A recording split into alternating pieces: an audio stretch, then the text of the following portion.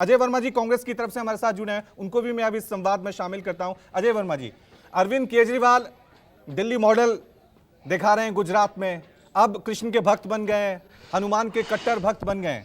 कांग्रेस कहां है? प्रधानमंत्री मोदी आ जाएंगे, शिलान्यास होंगे, उद्घाटन होंगे, मंदिर जाएंगे, कांग्रेस इन चुनावों में कहां है? कवि जी, देखिए इस देश में 2014 से जो एक तमाशा चल रहा है मुद्दों से भटकाया कर और देश को किस तरफ ले जा रहा है पूरा। एक तो पहले से एक तमाशा गुजरात में चल रहा था, अब एक छदम बेजधारी और आ गए हैं। आपने सुना हो जिस वक्त मंथन हो रहा था समुद्र में पर्वत का मंथन करके अमृत निकाला जा रहा था और अमृत निकला था, जो 14 रत्न निकले थे। उसके बाद एक तरफ देवता बैठे थे, एक तरफ राक्षस बैठे थे, और एक छदम बेजधारी राक्षस महिला का रूप धरकर अमृत वाली श्रेणी में आ गया और वहां बैठ के अमृत पीने लगा। विष्णु जी वो अमृत बांट रहे थे, तो इस गुजरात में उसकी पोल खुल गई, तो चक्कर से गर्दन कट गई। उसका नाम राहु और केतु रखा गया। धड़ का नीचे का हिस्सा केतु और धड़ के ऊपर का हिस्सा राहु था। ये अमृत तो चला गया था। तो इस गुजरात में पहले से ही छदम बेजधारी थे और अब दूसरे छदम बेजधारी आ गए हैं।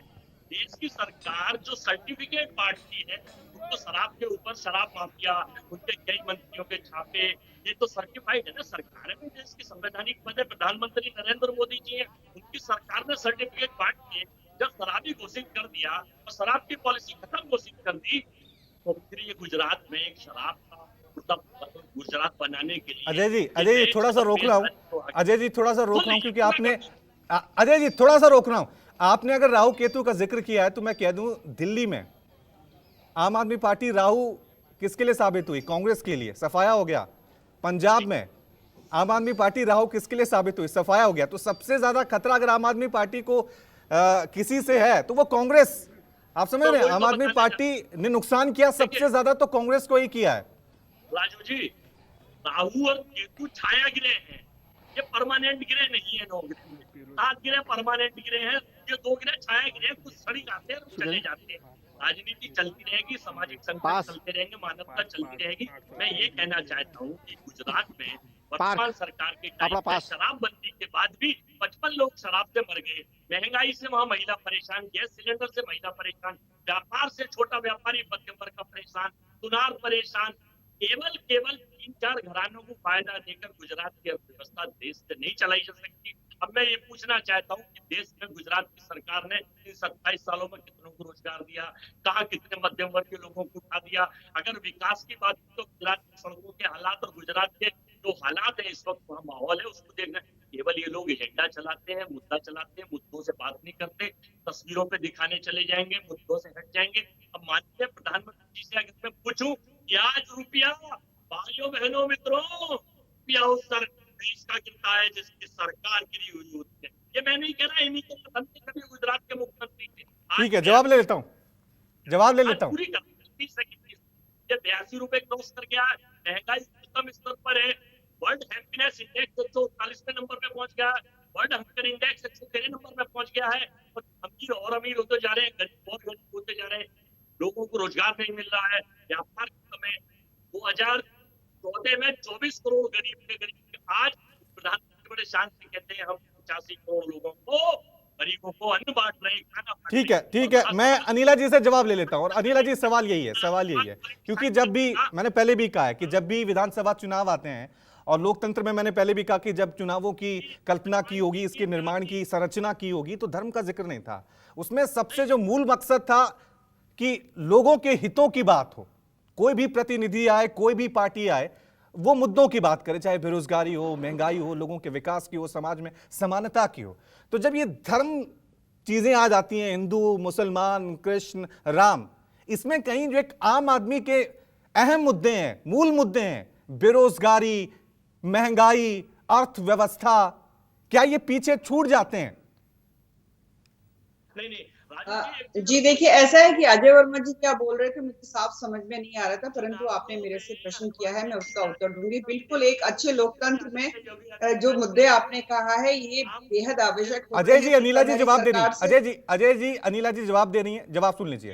मेरा काम रह गया था सत्ता, इनको जरा सा साइलेंट करवा दीजिए, बहुत मचल रहे हैं बोलने के लिए।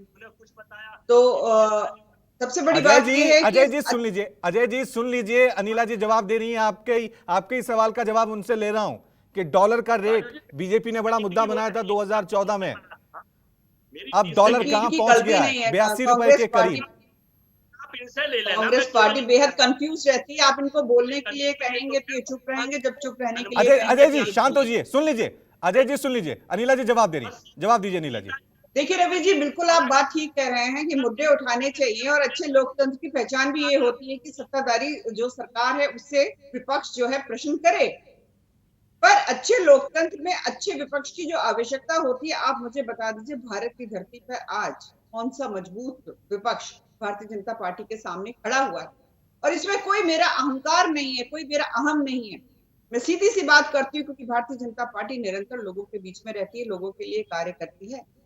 2047 तक जो है हमारे प्रधानमंत्री नरेंद्र मोदी जी ने कहा है कि भारत की इकोनॉमी 5 ट्रिलियन टच कर जाएगी, और केवल आरबीआई या भारत की जो इकोनॉमिक ऑर्गेनाइजेशंस हैं, या मैं कहूँ संगठन है, उन्होंने नहीं, पूरे विश्व के बहुत सारे मॉनिटरी जो इंस्टीट्यूट से उन्होंने कहा है कि जैसे ही 5 ट्रिलियन की इकोनॉमी टच करेगी, भारत को पकड़ना मुश्किल हो जाएगा। 30 वर्ष पहले चाइना कहाँ खड़ा हुआ था और आज चाइना कहाँ है? आज भारत से अमेरिका भी डरता है, चीन भी डरता है, रशिया भी डरता है।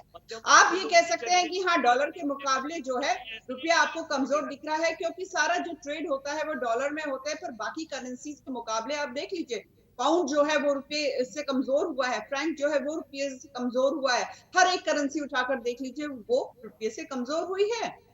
परंतु या तो ये लोगों को समझ नहीं है फाइनेंस के बिल्कुल भी, या ये जानबूझ के अनजान बने रहे। पर हाँ, मैं एक चीज अनिला और जी, कहूंगी अनिला जी, कि अनिला जी, अनिला जी थोड़ा सा रोक रहा हूं। हो सकता है कि आप जिस तरह से आंकड़ों की बात कर रहे हैं, 5 ट्रिलियन इकोनॉमी की बात कर रहे हैं, लेकिन एक आम आदमी उसके लिए तो 1,000 रुपए से ज्यादा सिलेंडर खरीदना वो मुश्किल की बात है। एक आम आदमी उसके लिए 110 रुपए, 20 रुपए अरहर की दाल खरीदना, 200 रुपए, 175, 80 रुपए में सरसों तेल खरीदना, ये तो वो समझता है ना।